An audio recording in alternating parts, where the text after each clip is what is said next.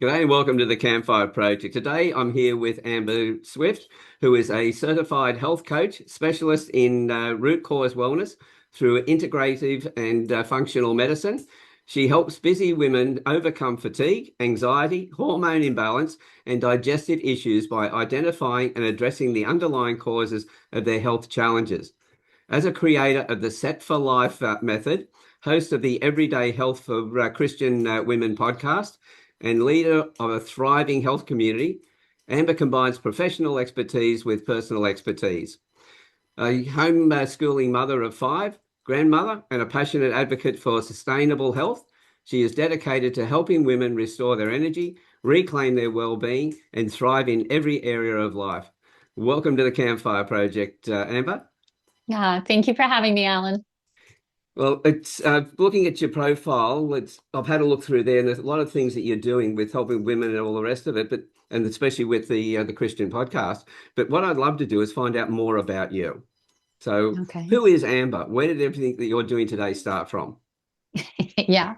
Yeah. So definitely. So, right. We're always so passionate because we have already walked through a lot of the struggles of the people that we're helping. And so kind of my health journey began when I was 30. I had, let's see, by that time I had four children in probably 7 years by that point, and also a miscarriage. And at the same time, my husband and I had planted a small church.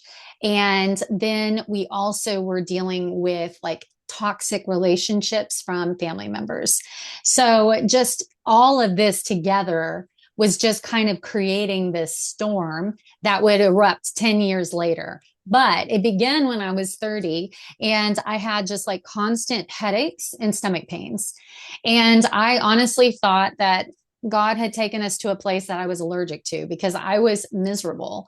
And then add on to that, I had a child who was struggling with focus, was struggling with out of control behavior, and a bunch of other health issues. And I knew that if I went to our doctor, that him and I would be slapped on a ton of medication.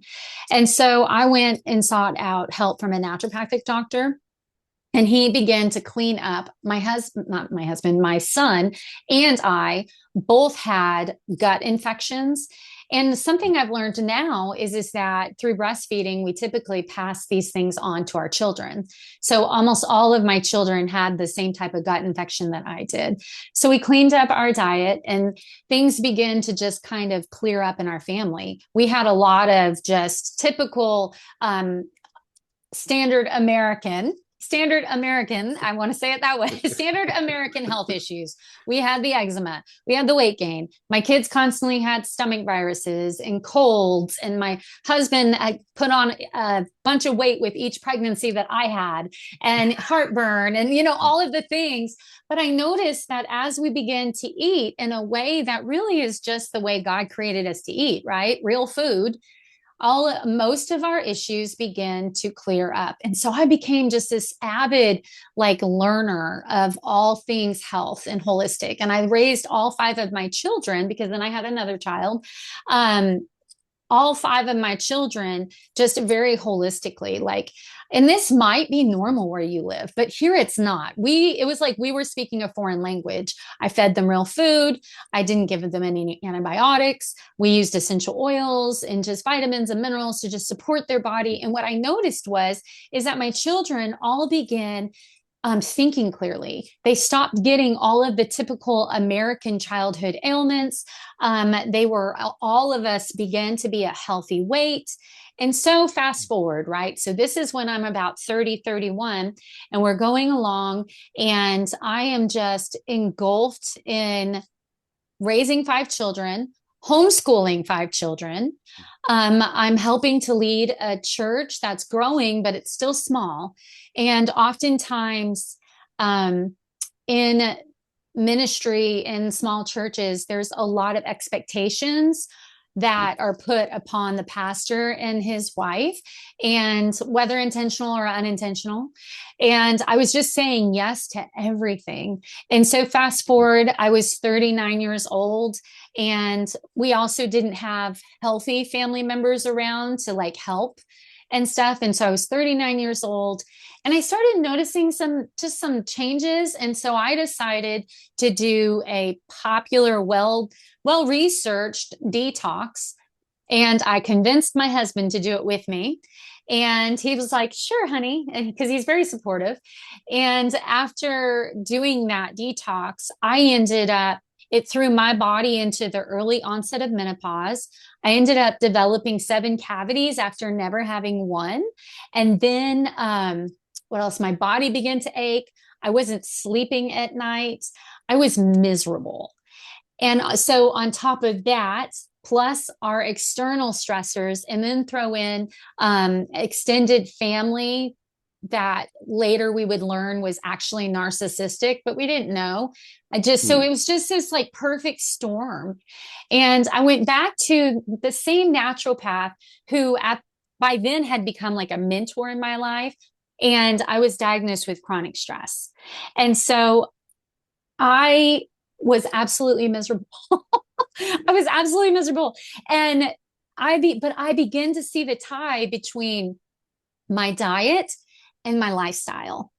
And so I went on to get trained because I just realized that if I was dealing with this, I knew that there were many, many other women that were dealing with the same thing.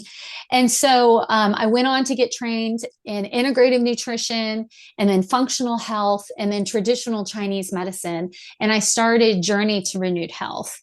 And through my business, I have just had this amazing opportunity to walk women. I mainly work with women. I do work with men and teenagers also. But what I realize is that typically a woman is more quick to want to take care of her health.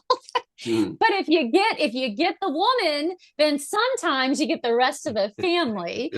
So I went on to start Journey to Renewed Health, and it has been just this amazing privilege because these women come to me, and these are these women that every organization wants, every church wants, because they say yes, they are servants, they are diligent, they are hard workers, but all the while their health, their emotional health, their mental health, their physical, their spiritual health is just like diminishing.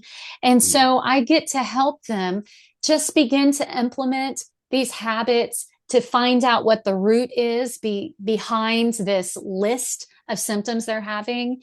And honestly, Alan, it has been such a joy because I have women come in who are just like in this survival mode, and they leave thriving. And I love it. I love it. And it goes back to, because I get it. Like I've walked that path and I completely get it. So that's kind of my health and wellness journey. Sounds like a lot of, as you said, it's not usually the just one big event that knocks us around. It's quite often, it's all those little things that all just add up because they sneak up on us one by one. As they say, the straw that breaks the camel's back. Yes. You load it up, you load it up, and you load it up. And that's got to have a massive impact. And that can affect, everybody around you, not only your close family, but also the people that you're working with as well. Oh, yeah. Yeah, no, because I'm by nature, well, just to give you an example, my mom told me years ago, she's like, Amber, you make coffee nervous. So that just like, I've learned, and I brought my body out of that fight or flight, because I was always just running because, I'm a kind of I used to be very type A, rule follower, wanting to do everything right. And, just through my health journey and through not being able to, because I was so miserable and in so much pain, that I had to start saying no. I had to begin really evaluating what really is God's best for me. And yeah, maybe everybody else thinks I should do this, but is that really what I'm created to do? Is that my gifts? Are those my talents? And I really began to pull out of a lot. Thank the Lord, I have a very supportive husband, because he just wanted me to thrive and be healthy. But there's a lot of women who don't have that. And so yeah, just really seeing that even before I was diagnosed with chronic stress, I was operating in that constant fight or flight, constant that running from a bear all the time. Because I remember even when all of my kids were little, before all of this happened, I remember I was always sweating. I would go from like child to child and thing to thing. And I was just always just like my heart was always pounding and I was sweaty. I mean, that sounds gross, but it really was just like that's how I was living. And but it took that popular detox, which was the straw that broke the camel's back, to like open my eyes to how I actually had been living for a very long time. Yeah, I think there'd be a lot of people listening to this who are similar type would be saying yes to everything because they want to, they don't want to put people out, they don't want to upset people, etc. Yes. So being able to say no in the right way, Yes. that's going to be a very interesting thing. So how did you find to do it the right way so that, because when you're helping everybody and all of a sudden you're saying no, everybody goes, what's going on? What's wrong with you? And it's You like, know?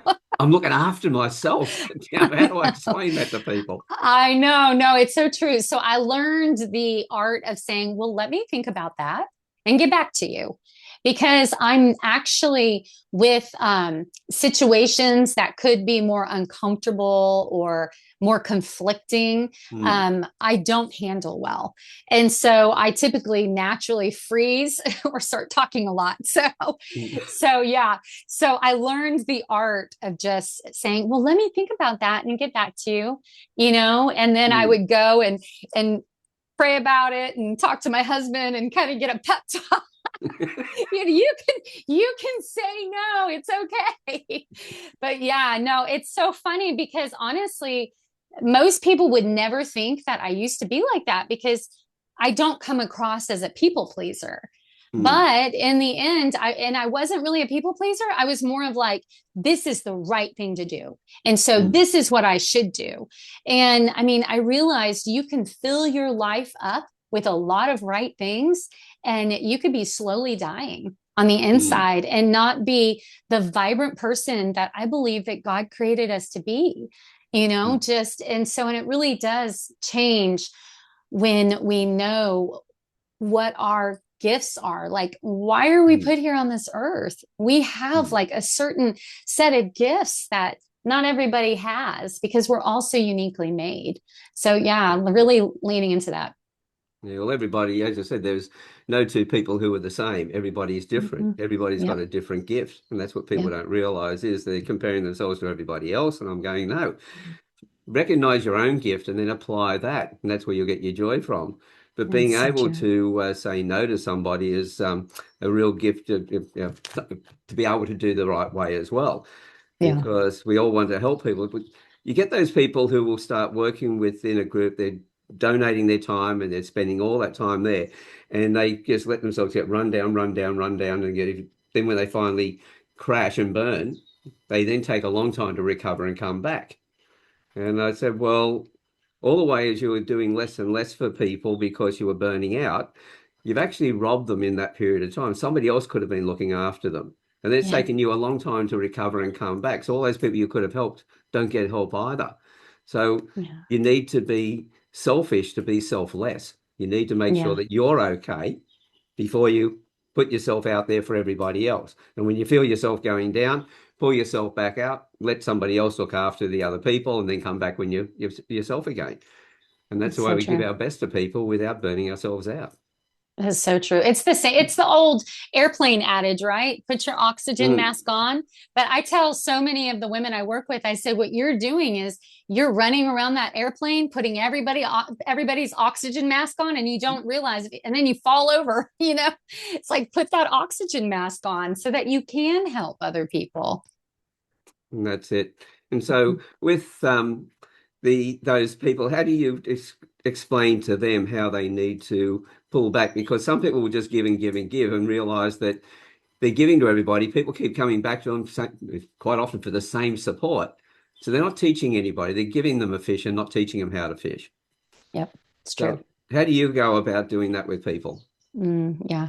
Well, first of all, most of the women that come to me have a list of um, symptoms, or they're being diagnosed with every ism, right? So they're kind of hitting rock bottom.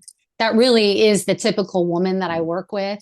And so we start dealing with the top layer, which is the symptoms, which is like nutrition and figuring out if there's any hidden infections, clearing those up.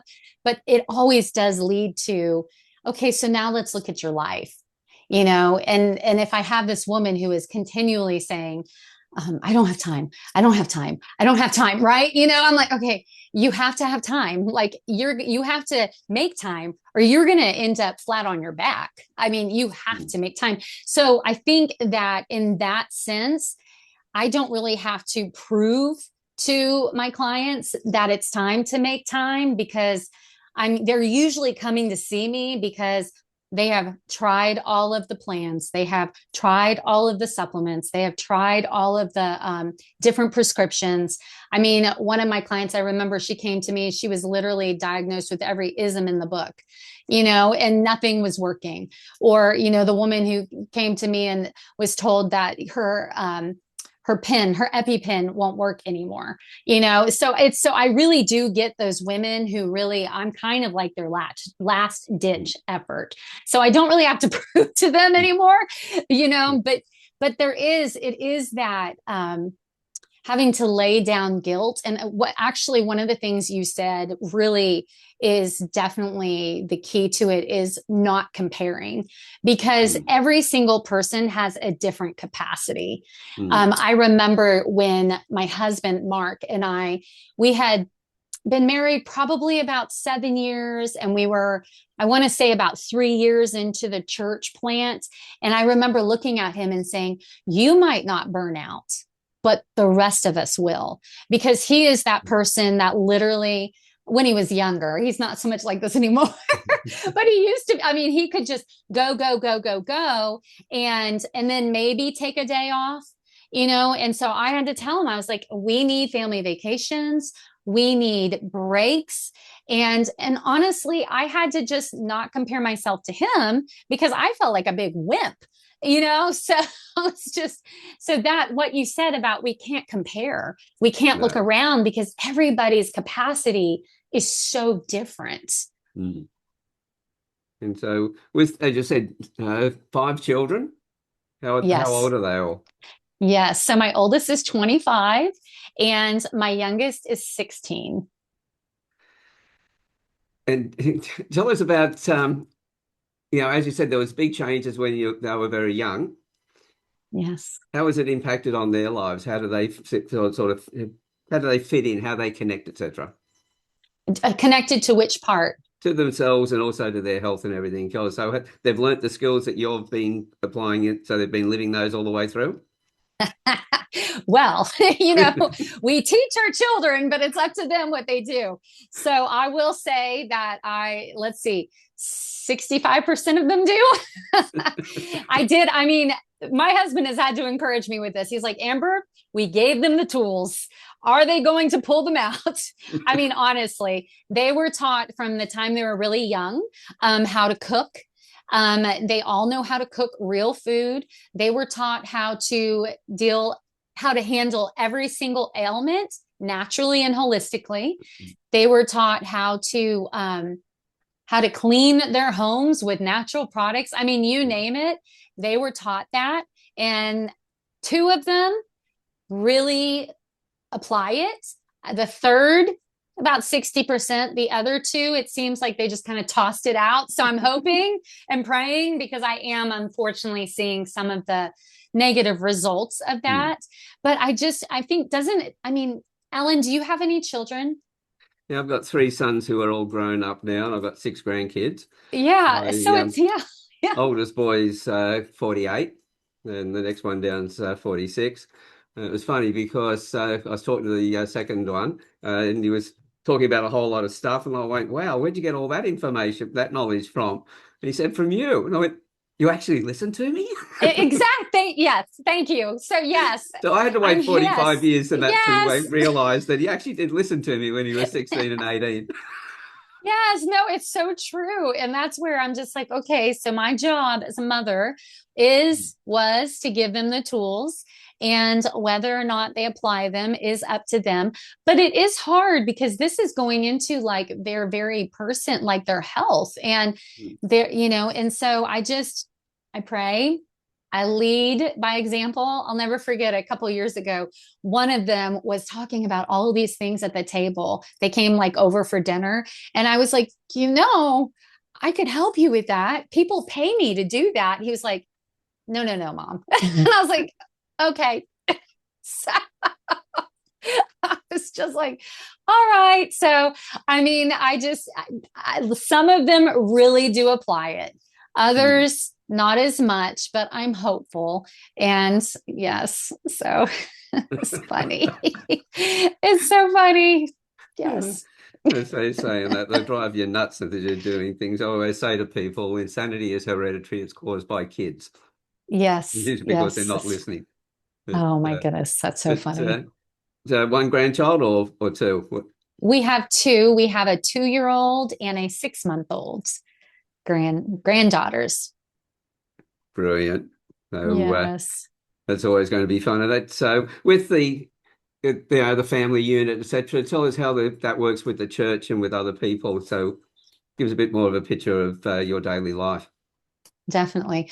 So we actually we started the church in about 2000 and oh my goodness, 2003. And we were leading the church, going right along. And then we went through a really horrible situation. I alluded to having a family member that was very narcissistic. And so we went through a lot of gossip and slander. And unfortunately, what I've learned now and experience is that with narcissistic people, to the world, they're some of the sweetest people, but to the people that they hurt, they're horrific. And so we went through a lot of gossip and slander, and a lot of people left the church. And then we merged with another church, which was supposed to be just a really beautiful relationship. But then as of last year, the elders actually went back on their word and told my husband that he was no longer going to be a pastor on staff or an elder. And so we actually have walked through some really horrible things the last 5 years. And so now life looks much different.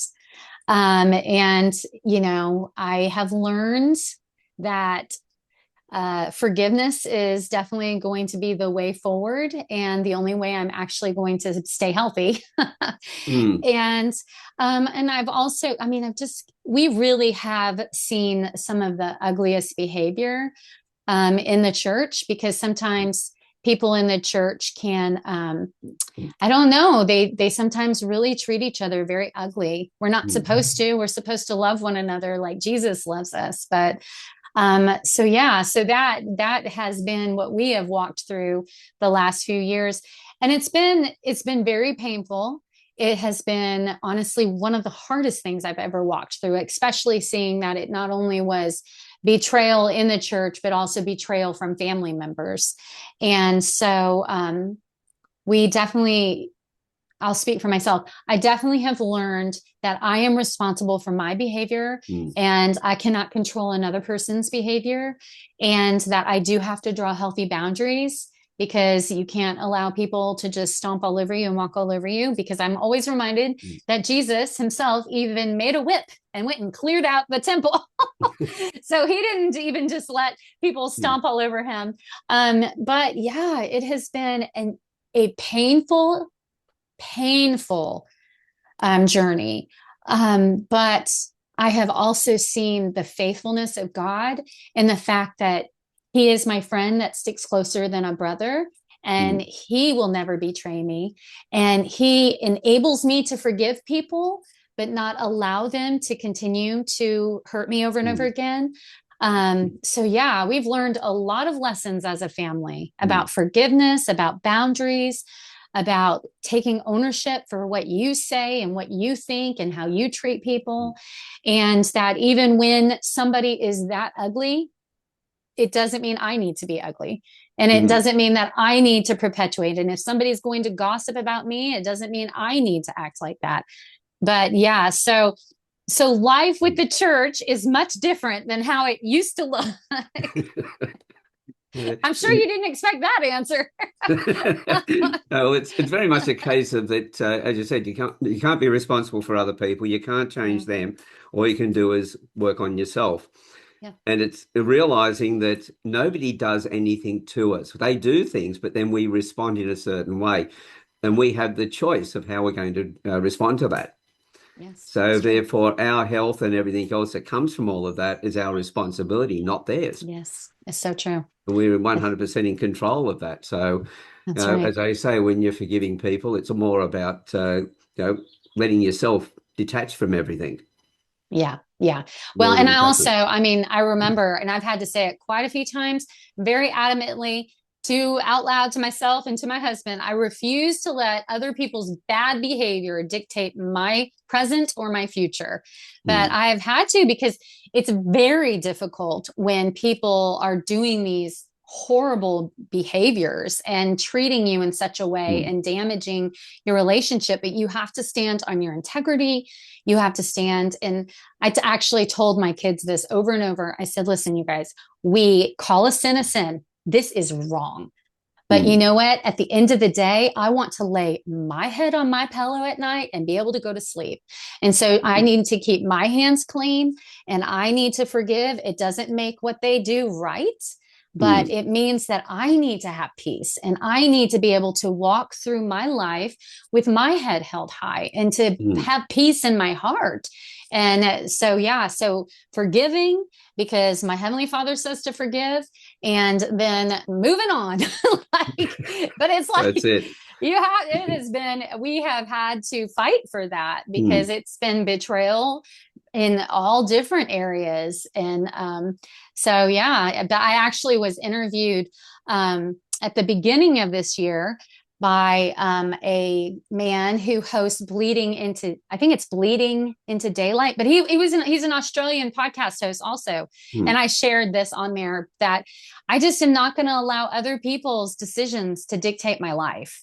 And you really almost have to like just put your stake down in the sand and just be like, I refuse.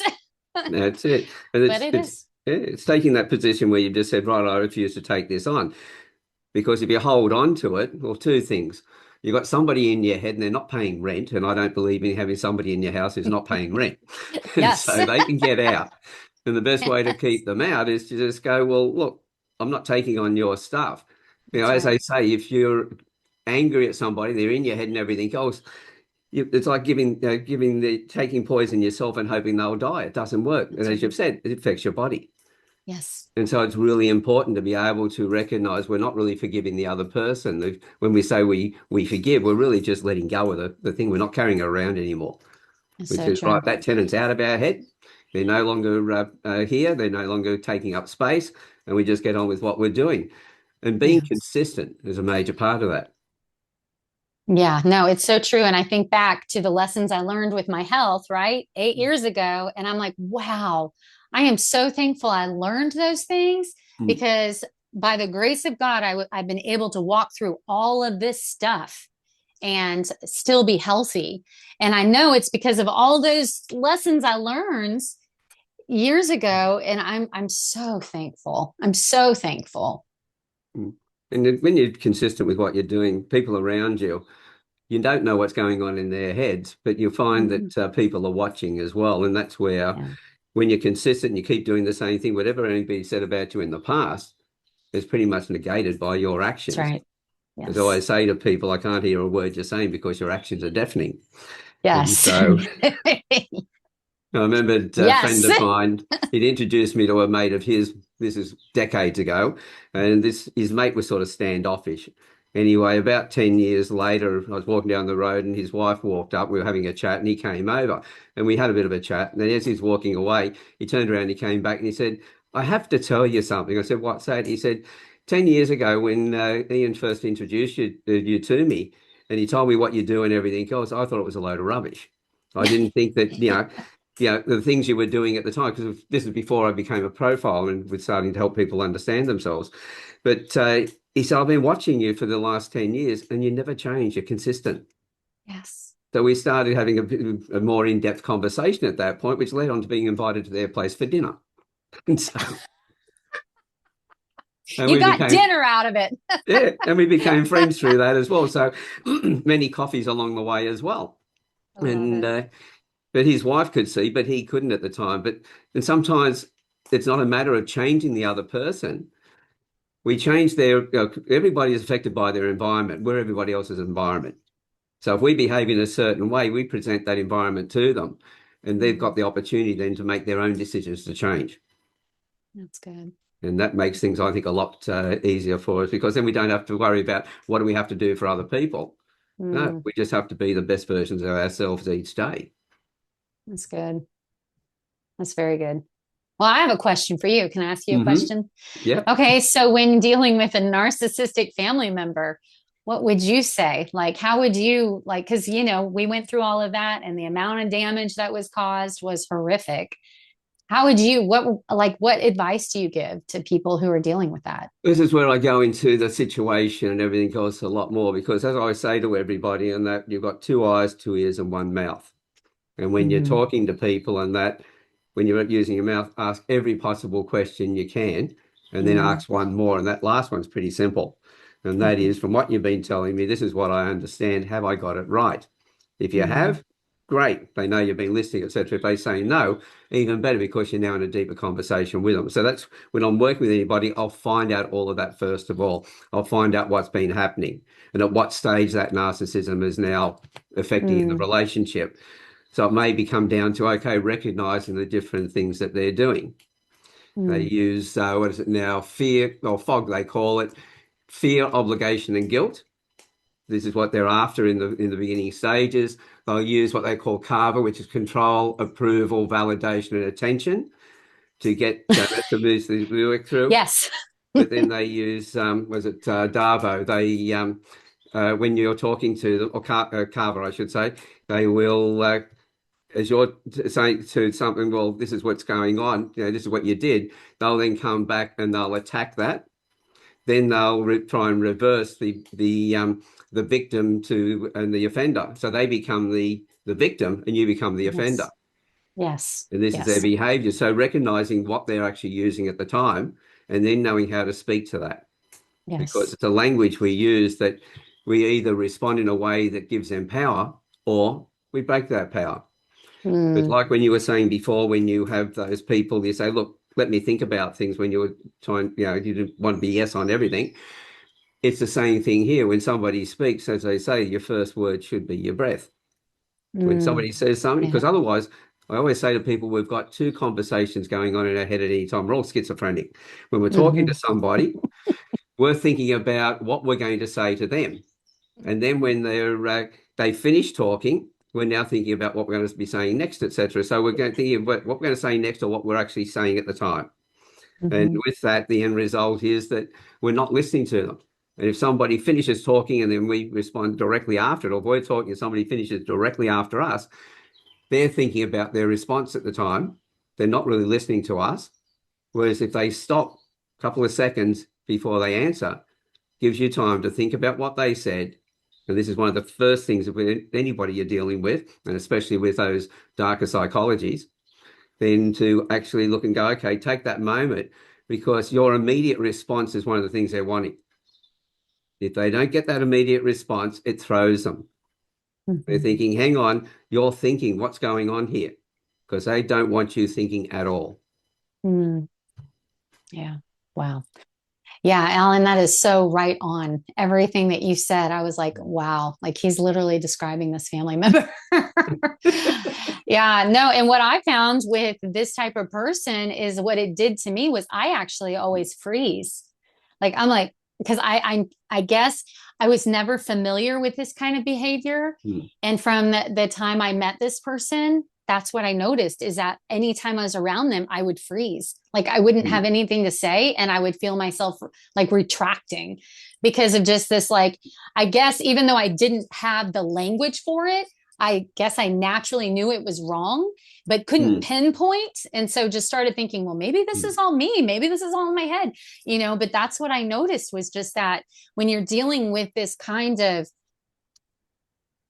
behavior, it's hard because of the way that they communicate to you, one, and then two, how everybody else thinks that they are just so wonderful. And that's where that a person can start feeling just like, well, maybe it's all me. Maybe I'm crazy, and that is what I noticed. And so thank God we got counseling to walk us through all of that, because I mean, yeah, no, because not everybody has that language who's dealing with somebody with these traits, personality, whatever, and so I know that just by what you just said, that could help so many people. So many people. Yeah. Well, I went blank there before on the third section I was talking about, that Davo, which is actually they defend themselves when you've mentioned something, then they attack you, and then they try and reverse that victim and the offender role. And you'll notice that they'll also do that with you, but they'll also do that when they go and talk to other people. Yep. They will then try and defend themselves. You attack them, etc., and they go into that role. And so they then show themselves as being the victim to it all, and everyone then takes their sides. Because as you said, they're very pleasant to everybody else. Everyone thinks, well, you must have been a nasty person to do that to them. So they work through substitutes. It's like also mobbing, which is you'll find it in large groups where one person will talk to everybody about one person. Those other people then take on that role of being their rescuer, etc. And everybody's attacking that one person. The person who started it steps aside and goes, wasn't me. And they just watch the damage they're causing. So again, so ugly. To all the people who are, when somebody comes up to and starts talking about somebody's doing the wrong thing, etc., stop and think. Have a big look at what's really going on here. Where is the true situation? Because we'll see it on Facebook and social media and things like that. Somebody makes a comment. Next thing you know, there's a warring fraction. There's one side over here supporting, another side over here attacking. And we've got this fight going on. And this person in the middle who started is stepping back. That's where they get any jollies from. Yep. That's so true. The best way to rob them of being able to do what they do is take their jollies away from them. Don't react. Take that time to step back. As I say, take that 30,000 foot view of it, move away from it, and look from the distance. Because when it comes to most of those people, especially psychopaths, they have two types of people that they work with.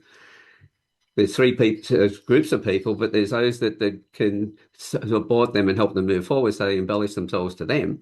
Anybody who's a threat, they try and destroy them.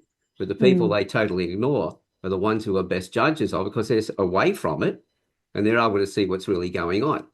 So they're the ones who can pick up who are the psychopaths and the difficult people. So the more you step away from things, the more you're able to see what's going on. So this is why I never react to anything on Facebook or social media or anything else. Anybody's having an argument, I step back, take my time, work out what's really going on, because you've got this truth, you've got that truth, and somewhere the real truth is in between. Yeah, that's so good. And if we don't react to the other person, people watching have got a better chance of being able to see where the real truth is. That's so good. And that, just thinking through everything that you're saying and thinking through everything that we went through with our church. And of course, since I've gone through that, I've met so many other people in churches, pastors' wives, who have gone through similar things. And if more people could do that just in a church situation, think about how fewer church splits there would be.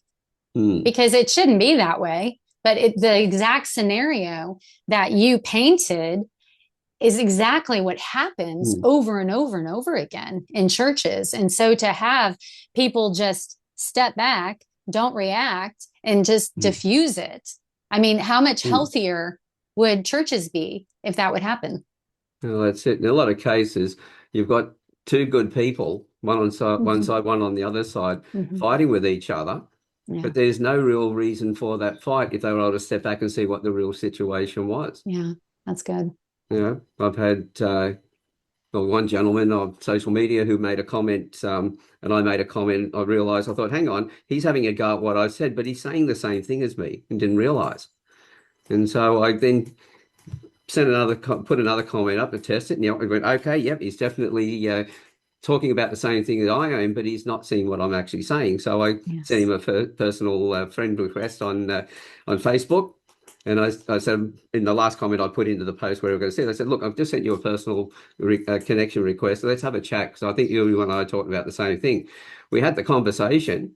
We realized that we were talking about the same thing. Yeah. He asked me why I didn't respond. And I said, well, this is what I do. And so next thing you know, he paid me to actually profile his two daughters for him. That's awesome. To improve his relationship. And then about a couple of months later, he was chasing me to do my master course. Oh, I love it. If you take the right attitude, it pays. It'll either give you a situation where you can create a relationship and realize that it didn't go down the wrong path, you were able to circumvent things, or you never know, you might even make some money out of it as well. That's awesome. Well, and too, I'm like, man, how many marriages would be saved if we would just step back? I mean, because that kind of, to me, like when I'm listening to you talk, I'm also thinking about like, my clients who come to me and they're in just this, their cortisol levels dysregulated, their nervous system's all over the place. And if they would just step back, just calm down, and I teach them how to breathe when they're in the middle of these things, like step back, breathe, pull your body out of fight or flight, just how much calmer. And then you can make decisions in your thinking mind instead of your reactive mind. And just listening to you, I'm like, oh, wow. Yes, it's so true. There's so many things there, but this is not my interview. It's your story. So I can, but as you notice, when I get onto this subject, you can't stop me. I just get up my horse and away I go. Because I can just see that when people have the skills, the way they can change their lives, which is, I guarantee, the way you're feeling when you've got these people who've hit rock bottom. Well, the only way from there is up. And so they're going to listen to you, and how you can then, by sharing your knowledge with them, guide them to a better future. Yes. No, it's so true. Because then when a woman actually, when she feels better, when she's calmer, when her nervous system is calmed down, when her cortisol is at a healthy level and it's not robbing from all of her other hormones. So then she's able to think clearly. She's able to digest. She's able to sleep. It's just, then she's even able to be more engaged in her relationships, because when all of these things are going awry in her body, she then begins to feel just like completely detached from her closest relationships, which then just cause everything to kind of spiral out even more. And so it's just like a vicious cycle. So just to be able to pull her body out of fight or flight, calm her nervous system down, heal the gut infections. And it is amazing, because she feels like, I got my life back, which is why my method is called the Set for Life method, because I set up my clients for life. And so my goal is always to work myself out of the job. Well, as they say on that, if you're doing your job right, you make yourself redundant. That's right. And you need to make yourself redundant with everybody you're working with as quickly as possible, because you've been effective then. So it's counterintuitive to making a lot of money, but it's the quality of life that's important, isn't it? That both ours and for the other person we're working with. Yes, it's so true. Okay, well, thank you very much for having been here and having a chat with me. I've really enjoyed this, and I'm hoping everybody who's listening in and to the recording and that enjoyed it as well. Thank you so much for having me here, Alan, and I love what you're doing.